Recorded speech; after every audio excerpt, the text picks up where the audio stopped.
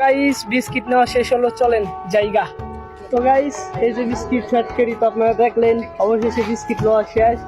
আমি মনে করো পুরো ভরপুর লইছি, টাকা জামু আর বয়া বয়া খামু।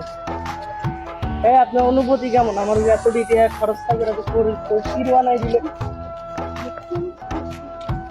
ঠিকই আছে। তো গাইস বাসায় যা দেখা হইব, লেটস গো।